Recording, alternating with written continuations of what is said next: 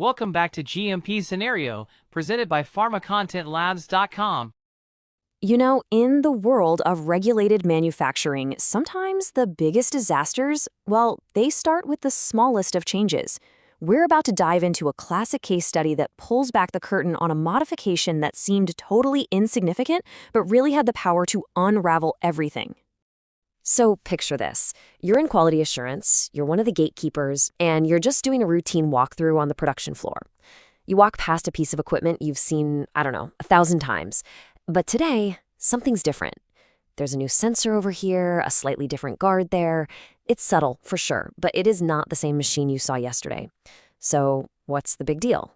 You go track down someone from the engineering team, and you get that all too common answer. Oh, that? It was just a small modification.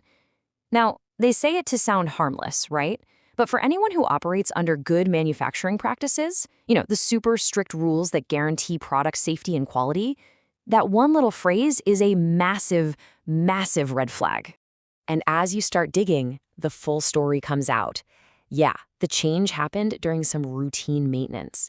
The team probably saw a chance to make a quick improvement, and they went for it. But in their rush to be efficient, they skipped the single most critical step. They never got approval from QA. Not a word. This brings us right to the heart of the matter. In this highly regulated world of GMP, is this kind of on-the-fly improvement okay? Is it acceptable? Or have we just stumbled upon a really serious deviation from protocol? While let's be perfectly clear, it's a deviation. There's absolutely no gray area here. The definition is crystal clear. Any unapproved departure from a standard or procedure counts. So modifying a piece of GMP equipment without any documented prior approval, that's a textbook example right there. And here's where you can really see the clash.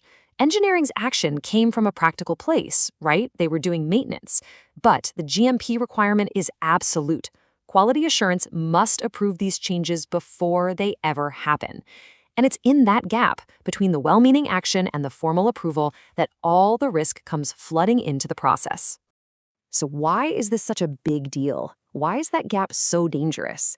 Let's break down exactly what's at stake when a change like this goes completely uncontrolled. That small modification can set off a whole chain reaction of failures. It could totally mess with safety alarms that are there to protect operators. It could unknowingly tweak critical parameters like temperature or pressure, putting your product quality at risk. And maybe worst of all, it instantly invalidates the equipment's qualification status. That means you have zero documented proof that it still works the way it's supposed to. And here's the part that should really keep you up at night. When an auditor or an inspector walks onto your floor, one of the very first things they're going to ask to see is the change control log. If the machine they're looking at doesn't match the paperwork they're holding, well, that's not just a problem. That's an auditor's worst nightmare, and it's the kind of finding that can get you shut down. Okay, so the mistake's been made. It happens. The priority right now is to respond, and respond decisively, to get control back. And lucky for us, there is a clear, formal protocol for exactly this kind of scenario. First things first, and this is the most important, stop using the equipment. Right now. You can't risk making product on a machine when you don't know its status. Second, it's time to become a detective. You have to document everything, what was changed, who did it, and when it happened. And third, you have to immediately open a formal change control to manage all the fallout. The heart of this formal process is a really thorough impact assessment. You've got to figure out, does this machine need to be completely requalified? Do these new parts need new calibration checks? And what's the ripple effect on the validation of your entire manufacturing process? Every single one of these questions has to be answered. And this all leads to the single most important rule of all, that equipment stays offline.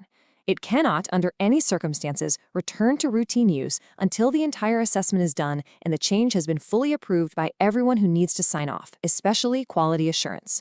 There are absolutely no exceptions. Now, a huge part of this recovery process is creating a completely bulletproof paper trail. Because in the world of GMP, the rule is simple. If you didn't document it, it didn't happen. A really solid change control record has to have these key pieces. You need the full details and the rationale. That's the what and the why. You need a formal risk assessment. You need the signatures of every stakeholder. And finally, you need the hard data, the evidence that proves the equipment is once again fit for purpose.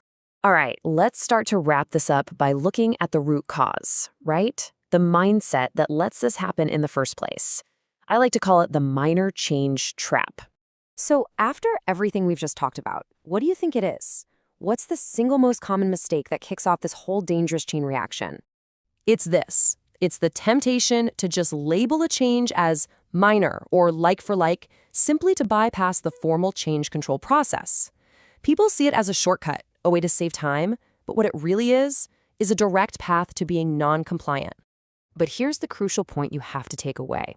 That short count is like a giant, flashing neon sign for auditors. They are literally trained to hunt for these undocumented minor changes. They know it's a weak point in a lot of systems, and trust me, they will find it. So if you take just one thing away from this whole explainer, let it be this. When it comes to GMP, no approval means no control.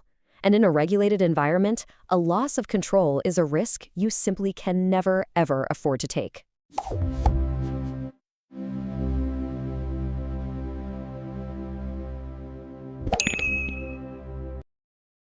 Thank you for watching. If this helped, like and subscribe. More GMP scenarios coming.